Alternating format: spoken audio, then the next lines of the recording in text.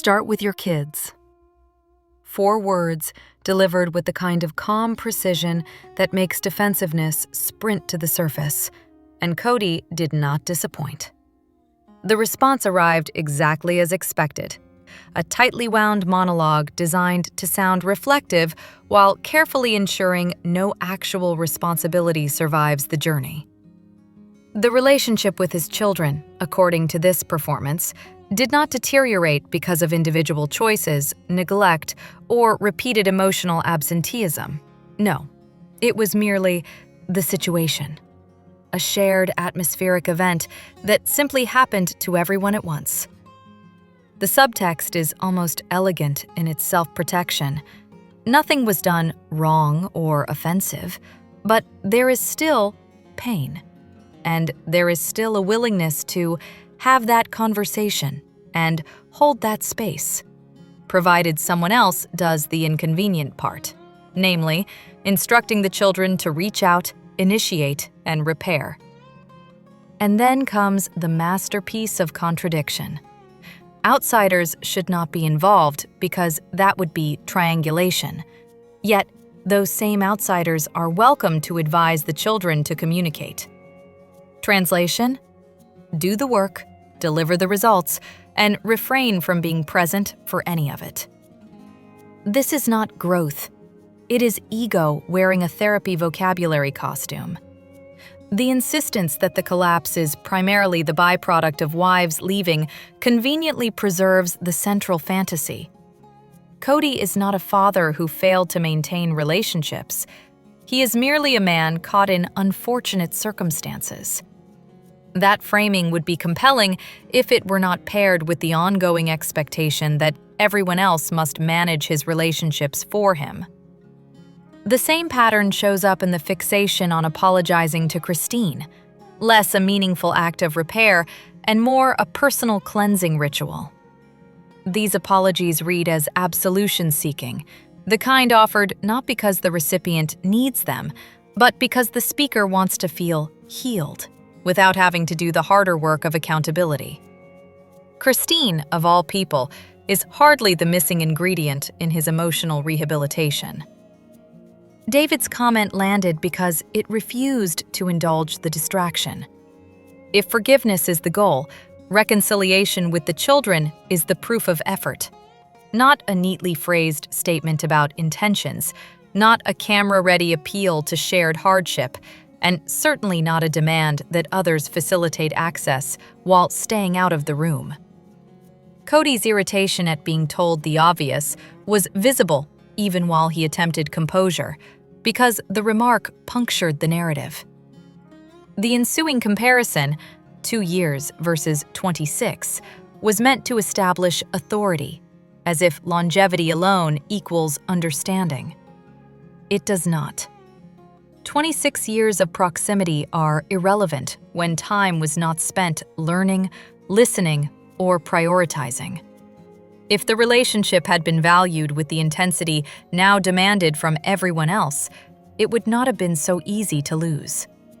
And with Christine's memoir adding further context to the dynamic, the spectacle becomes even harder to misread. The issue is not that other people interfered, or that circumstances deteriorated. The issue is that responsibility keeps getting outsourced, and the bill keeps getting sent to the children.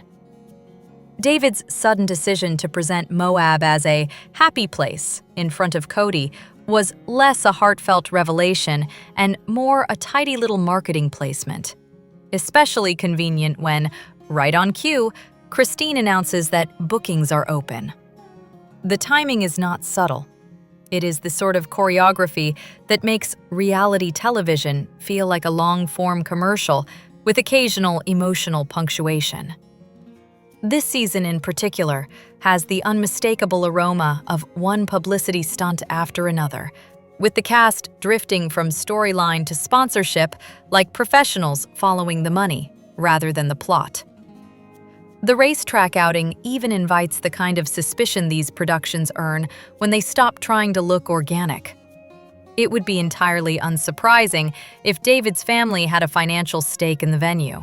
just as it would be unsurprising if Kody walked away with complimentary perks from a hotel eager to be featured.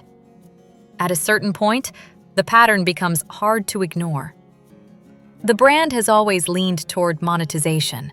First tacky jewelry, then cheap leggings, and now the show itself seems to exist largely as a delivery system for whatever side venture needs airtime.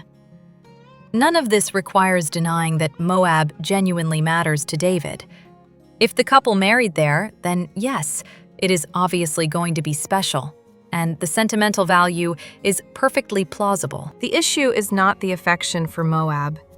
It is the performative invitation extended to Kody, which lands as bizarre and out of the blue unless it is understood for what it likely is: a plug. The implication is clear enough. David does not actually need or want a bonding trip with Kody. The destination simply needs exposure. Even the detail about wanting a partner who loves Moab before buying property there plays less like romance and more like a prelude to acquisition and promotion, delivered with the solemnity of a life dream and the utility of a sales pitch. Meanwhile, TLC continues dragging the series forward with repetitive scenes and recycled beats, as though staleness can be solved by stretching it thinner.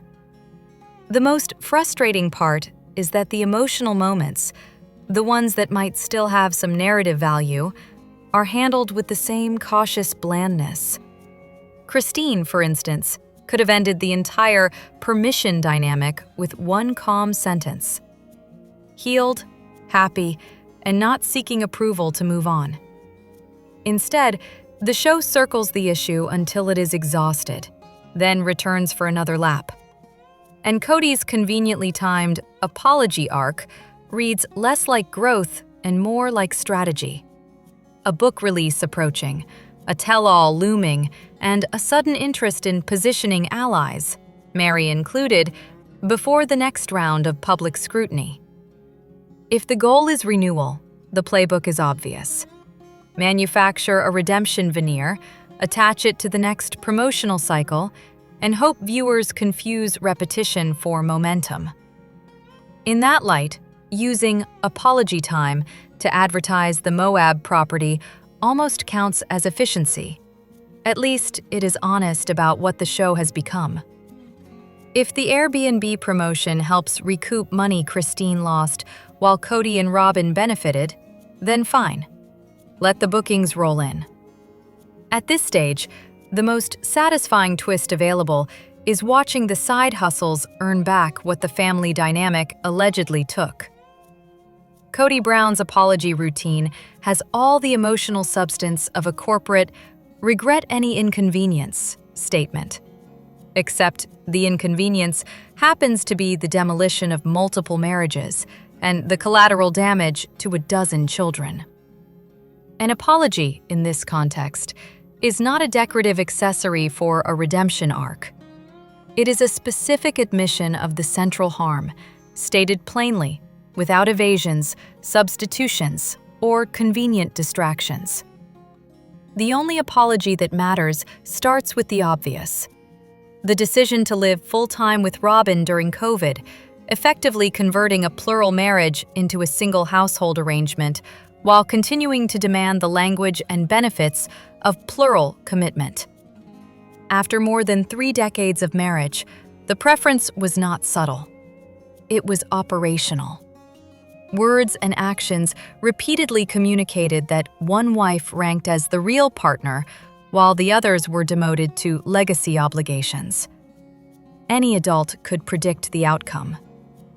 The only surprise is the insistence on presenting the collapse as a mystery, rather than the predictable consequence of sustained favoritism. And favoritism did not begin with COVID. COVID merely provided the perfect cover story, a convenient moral framework to justify a choice already in motion. The pattern was present from the beginning. Preference framed as practicality, partiality dressed up as leadership, and neglect repackaged as standards.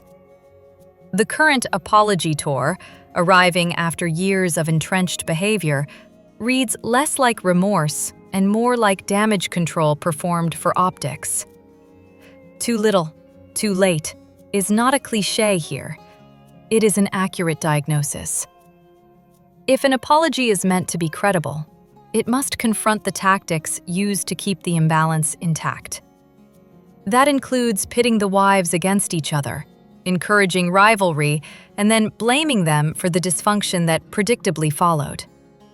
It includes the practiced refusal to accept responsibility, manufacturing narratives where personal flaws become someone else's failure, where resentment is presented as disrespect, and where reasonable demands for equality are dismissed as disloyalty. The gaslighting is not a side issue. It is the mechanism that allowed the favoritism to continue while others were told they were imagining it. Then there is the uncomfortable matter of comparative parenting, an area where the moral math becomes even uglier. The unequal treatment of children is not a minor interpersonal misstep. It is a defining indictment. A serious apology would acknowledge that Robin's children were treated as more valuable, more protected, more worthy of patience and tenderness, while others were left to absorb neglect and emotional scarcity. That imbalance is not accidental. It is the downstream effect of a family structure redesigned around one preferred relationship, with everyone else expected to adjust their expectations downward. The same theme repeats in moments of crisis: responsibility outsourced, burdens redistributed, accountability avoided. When a child needed support through surgery and aftercare, the load was left to one parent to carry alone, an abandonment dressed up as circumstance. An apology that omits these realities is not incomplete, it is performative. Finally, any meaningful admission would address the motive that lurks behind the prolonged pretense, the decision to disengage from the original family while refusing to say so, preserving the arrangement just long enough to keep the production running and the income flowing. When commitment is hollowed out, but the benefits are retained, the issue is no longer merely marital failure. It becomes exploitation of relationships, of labor, and of the shared enterprise that others built. A legitimate apology requires a clear statement of the primary wrong, the deliberate choice to privilege one wife and household, knowing it would fracture everything else and continuing anyway. Until that is acknowledged, directly, without defensive footnotes, there is no apology. There is only a carefully staged monologue attempting to look accountable while remaining, as ever, the victim of consequences. Kody arrives with the subtlety of a foghorn and the self-awareness of a chandelier in a power outage. All glare, no illumination. The performance is pure midlife crisis colliding with newly acquired money. Opulence, if that word must be used. Served up with a royal blue blazer, suspiciously enthusiastic curls, and the kind of confidence that begs for clinical observation. This is a man who seems genuinely convinced he is freeing Christine, as though granting a pardon from a throne he never actually earned, while she responds with the unmistakable calm of someone who has already moved on, so thoroughly, in fact, that she has a new husband and absolutely no need for the melodrama. Yet the ego persists, strutting around as if indifference were an applause track that simply hasn't started yet. The attempt at emotional dominance would be almost impressive if it weren't so transparently juvenile, like the moment he reduces himself to a middle school social climber, announcing uncertainty about joining a driving track outing because he isn't sure he likes them yet, and noticing, horrified, that they already like each other, leaving him without the top ranking in the group. Nothing says leadership like negotiating friendship as a hierarchy and sulking when the crown doesn't automatically appear. The same arrested development shows up in the theatrics about honoring spouses, making a sanctimonious spectacle out of merely standing near Christine. Because, apparently, sharing 4 marriages and producing 6 children still doesn't prepare someone for the radical challenge of being within 10 feet of an ex. It is childish, and not in the harmless way. It is childish in the way that turns basic adulthood into a public negotiation for attention and control. The ongoing pursuit of affection from Robin is equally painful, not least because it comes with the reflexive spin when she declines. Rejection becomes shyness, as though the truth might bruise the carefully polished self-myth. Meanwhile, Robin's styling reads increasingly like a department store catalog's idea of respectable middle age. Competent, conventional, and, to Kody's apparent horror, entirely unbothered by his obsession with clinging to long-gone youth. The contradiction writes itself. She looks older and more frumpy. He imagines he is at his peak, and the relationship starts to resemble a man applauding his own reflection while the room quietly exits. If this trajectory holds, the future practically drafts itself. The sports cars, the bigger house, the "look at me" lifestyle eventually stop delivering the high, and the inevitable next act becomes a relocation. Out of Flagstaff, out of the marriage, out of whatever stability remains. Chasing a new backdrop, perhaps Vegas, perhaps a younger woman, justified with the timeless mantra of the self-absorbed, deserving happiness. And if the central question is how more than one woman ever tolerated this, the more unsettling answer is that tolerance was not the whole story. There was devotion. Women reportedly head over heels, competitively loyal, willing to undermine one another for the privilege of being number one. That dynamic deserves scrutiny too, because it explains how the games continued for so long. Not merely because one man demanded the spotlight, but because others were trained to fight for the right to stand in it. The tragedy is that none of this is inevitable. Divorced people with truly volatile histories have managed to coexist for their children and even share holidays with less drama than this manufactured discomfort. Compared to that, the performative avoidance, the moral posturing, and the social ranking tantrums do not read as heartbreak. They read as a man still auditioning for authority in a life that has already stopped casting him. Kody has discovered a new intellectual accessory, triangulation, and is now wearing it with all the confidence of someone who has never bothered to check the price tag, the stitching, or the definition. The irony, of course, is that the accusation lands like a lecture on honesty from a practiced liar. Triangulation is precisely the method he perfected on the original 3 wives, from the moment Janelle joined the family. He engineered a household structure that kept them competing for finite resources: time, attention, approval, stability, because rivalry is far easier to manage than accountability. They were young when they entered that system, and he thrived on the drama of pitting one relationship against another, then standing back as if the chaos were a weather pattern rather than his preferred climate. If one wife dared to challenge him or express anger, he could simply withdraw, ignore, and neglect. Then retreat to another home where he could be adored without inconvenience. Once the difficult wife was sufficiently subdued and ready to act right, he would return, like a benevolent ruler, bestowing presents upon her and her children, as though basic partnership were a reward for compliance. This is also why the original wives' coping behaviors, running to him with information, jockeying for position, read less like moral failure and more like predictable survival inside a system designed to keep them anxious and divided. And now, having exhausted the previous season's vocabulary, he is predictably cycling to the next. Not Safe had its multi-year reign. Gaslight got its extended run. Culpable made its brief, self-important cameo. Triangulation is simply the latest 5-syllable prop he plans to throw around for the next couple of years to signal profundity while saying almost nothing. The pattern is consistent.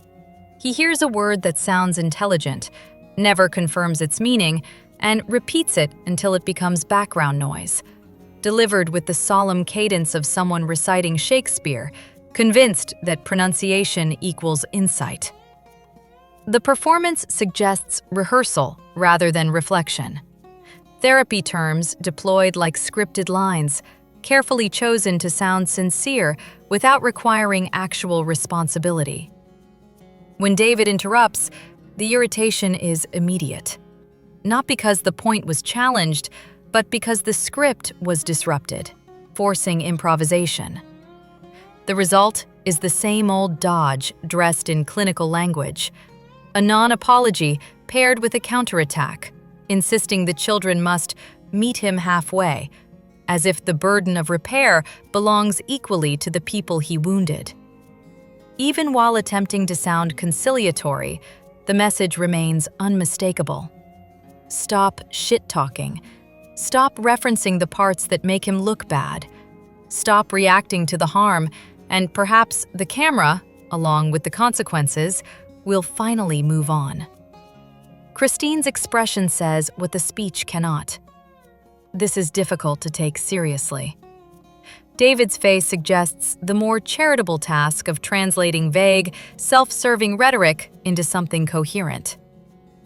Kody tries to insist David doesn't know, failing to recognize the obvious disadvantage of making that claim in front of someone who has actually been there, present with the children, aware of their hurt, aware that they miss their father, and aware that they would like to move forward if forward included genuine remorse. They also understand the gatekeeping reality. Robin's tenders are treated as untouchable, and proximity to the father appears contingent on falling in line with Robin's preferences. That bargain is not being accepted. The children are not auditioning for access, and no amount of borrowed therapy language will disguise the underlying demand. Submit, forget, and stop telling the truth out loud. Kody's baseline problem is not merely that he behaves like an ass, although that part requires no investigative journalism, but that he performs his obliviousness with a uniquely unsettling earnestness. In conversation with Christine and David, the cadence is awkward, the affect is off, and the content often sounds like it was assembled mid-sentence. The result is not eccentric charm, but a jittery blend of instability and simmering fury, coded in AUB-inflected pseudo-poetry that reads less like spirituality and more like a man trying to narrate his own unraveling. There is a menacing quality to it, the seething undertone, the insistence that he has more to say, the sense that the room is one wrong beat away from something physical. He still defaults to the old hierarchy in his head. Christine as the naughty, dim student who needs the principal to restore order. Except the principal now looks like a stranded actor with no authority and an audience that has stopped pretending. Few images land more cleanly than the one he supplies himself. Alone at an enormous table, faced with an absurd dessert. 3 scoops because subtlety has never been a theme. In a scene that feels like an empty stage after the crowd has gone home. This is what happens when someone who never listens is finally left with silence. The pattern is consistent. He does not engage, he monologues. He does not respond, he rewrites. He does not respect anyone's time. He demands a captive audience for his peculiar version of events. The tragedy, if it deserves that label, is that the performance depends on other people playing their assigned roles, and he becomes visibly unmoored when they refuse. He arrived with a script, and Christine's refusal to hit her marks threw him off. David's interruptions didn't merely disrupt the pacing, they punctured the premise. The voice shift when challenged is especially telling. Suddenly sharpened, suddenly defensive, suddenly angled to make the interrupter look like the aggressor. Because control is easier to reclaim when the narrative can be reframed as an attack. And then comes the sanctimony. "I'm doing this so you can heal." A line delivered as though emotional recovery is a benefit he dispenses, rather than a process he forfeited the right to supervise years ago. The underlying thesis of this apology tour is that the former wives require his words to move on, which would be comedic if it weren't so revealing. Christine has been married to David for 2 years. The notion that she is lingering in spiritual limbo, awaiting permission, is not romantic. It is delusional. Janelle appears content building a life with Maddie and the kids while planning around the farm. Mary has been dating, has secured a church release, and seems to enjoy her own community, including time with Jen and a roommate. The only reliably pouty faces in this saga belong to Kody and Robin, which raises the obvious question: who exactly is being released here? And why does he imagine he holds the keys? The answer is painfully standard. This is narcissism in its most textbook form. The conviction that he occupies these women's minds, that his closure is their closure, that his interests should be everyone's interests, and that anyone who does not share them is defective. The archetype is familiar. Someone who, even after leaving a job, floods others with articles about the company as if it remains central to the universe.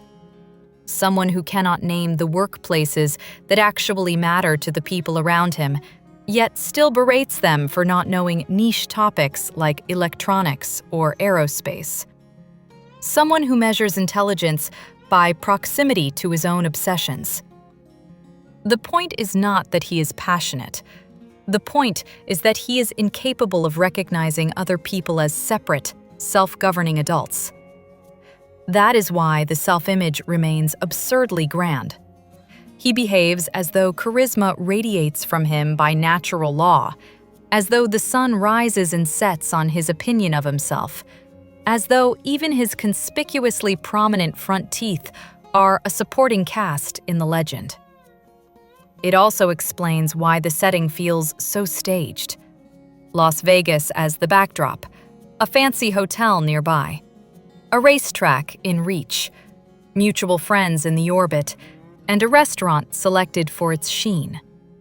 Because the aesthetics matter when substance is lacking. Yet even expensive lighting cannot disguise an insincere apology. He repeats the same tactic used elsewhere, attempting to recycle a prior Janelle apology script, summoning warm memories to soften accountability, and expecting gratitude as payment for minimal decency. Christine's response, polite, contained, unmoved, reads like the only sane reaction to a man auditioning for redemption rather than practicing it. Meanwhile, David's presence delivers something Kody can neither imitate nor control. Steady protection and partnership, the very thing Kody once admitted he failed to provide. That contrast is the real rupture. Christine and David look like a healthy marriage. Kody looks like a man discovering, in real time, that the women he treated as supporting characters have moved on without him, and that Robin, watching the illusion collapse, is left reeling. Kody's latest apology tour lands exactly where most of his storylines end, in the shallow puddle of his own ego, splashing loudly and insisting it is depth. The decision to have David present reads less like mature co-parenting optics and more like a petty power play, an invitation designed to bait Christine into some dramatic flutter of regret so Kody could bask in the fantasy of, I could have her back if I wanted to. The problem, of course, is that reality has developed a stubborn habit of not collaborating. Christine stayed composed, refused to perform, and effectively gray-rocked him, calm, contained, and unmoved. Even better, there was a moment where she appeared to be holding back laughter, which is about as close as Kody gets to being accurately evaluated on camera. Then David did the unforgivable. He redirected Kody's attention toward his children. One simple suggestion: start with your kids. And the mask cracked. The arrogant posture evaporated, replaced by visible anger and a long, heavy silence that said far more than any practiced line ever could. Whatever rough ideas exist behind the scenes, that reaction did not look scripted. It looked personal. Kody eventually resurfaced with a defensive, oddly clinical rebuttal about deteriorations happening as a couple rather than as an individual, complete with a condescending, "Do you understand that?" aimed at David, because nothing communicates accountability like demanding comprehension for one's own evasions. The deterioration happened because of Kody and Robin, pure and simple. Dressing it up in relationship semantics does not change the source of the damage. The dynamic was also revealing in how quickly the temperature shifted once Kody took offense. David stepped in briefly, took the lead, then backed off the moment the narcissistic reflex kicked in, an instinctual retreat from the kind of person who turns any conversation into a contest for dominance. That also explains why complaints surfaced later in the talking head format rather than in direct confrontation. Engaging him in real time is less communication and more volunteering for triangulation and emotional drain. Feeding off the room, forcing reactions, and trying to reclaim control through discomfort is the entire method. And yet, the more mundane explanation still fits neatly alongside the psychological one. Production likely wanted David there for the staged fiasco, and Kody obliged because it kept him centered in the scene. Sometimes it is ego. Sometimes it is logistics. Often, it is both. That same pattern, manufacture conflict, assign blame elsewhere, keep everyone scrambled, shows up in the forced Coyote Pass narrative. Kody keeps pushing the claim that Janelle tried to throw Mary under the bus during the sale, turning what was likely a passing comment into a multi-episode moral crisis.